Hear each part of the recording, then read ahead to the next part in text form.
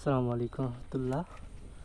আজকে আমরা নিয়ে এসেছি একটি আখ খেতে আপনাদের আখ চাষ সম্পর্কে একটু দেখাবো। একটা ভিন্ন জাতের আখ, আমরা স্বাভাবিক যেসব আখগুলো দেখি সেটা ভিন্ন। এটা হলো ঈর্ষদী 42 জাতের আখ। এটা পাবনা ঈর্ষদীতে আর কি উন্নয়নকারী সংস্থা তাই আবিষ্কার করার কারণে এটাকে নাম দেওয়া হয়েছে ঈর্ষদী 42। এই আখটার আমাদের অঞ্চলে গ্রাম্য ভাষায় বলে রংবিলাসী আখ। মানে এটা আপনার এখন তো ছোট আছে, দেখেন 1 2 বাইরে আছে, কিন্তু এটা যখন বড় হবে তখন এর গার রঙটা একটা লালচে মতো রং চলে আসবে, যার কারণে এটিকে বলা হয় রংবিলাসী আখ। এটা আপনার প্রতি হেক্টরে 80 থেকে 120 টন করে হয়।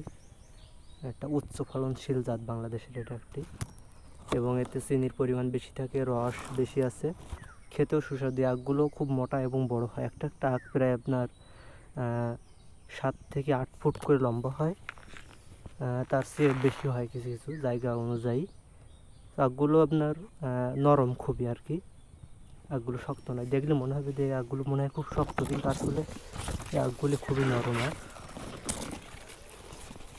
দেখেন এখানে কেবল মাটি দেওয়া হচ্ছে, আখের গোড়ায় মাটি দিতে হয়, না হলে আপনার ঝড়ের সময় জোরে বৃষ্টি আসলে ঝড় আসলে এগুলো পড়ে যায়, যার কারণে গোড়ায় মাটি দেওয়া হচ্ছে। আপনাদের কিছুটা একটু দেখাই আমি ঘুরে। দেখেন এ সাইডে এখনও মাটি দেওয়া শুরু করা হয়নি, এ সাইডে মাটি দেওয়া হচ্ছে।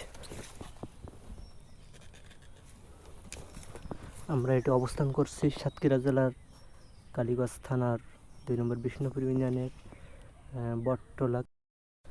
এই একটার চাষযোগ্য স্থান দক্ষিণ পশ্চিম অঞ্চল বলা হয়েছে। এই অঞ্চলে ভালো হয়, যেমন আপনার ঈশ্বরদী, পাবনা জেলা এবং কুষ্টিয়া, ঝিনাইদহ, যশোর, সাতক্ষীরা এই অঞ্চলে একটা সুন্দর আর কি ভালো পরিপূর্ণ হয়। এখানে একগুলো এই দেখেন, যখন একগুলো পরিপূর্ণ পোক্ত হবে তখন এই কালার আস্তে আস্তে ধারণ করবে, কিন্তু এই দেখেন এই যে কালো মতো কালার আসতেছে, এইগুলো ধারণ করবে আস্তে আস্তে। দেখেন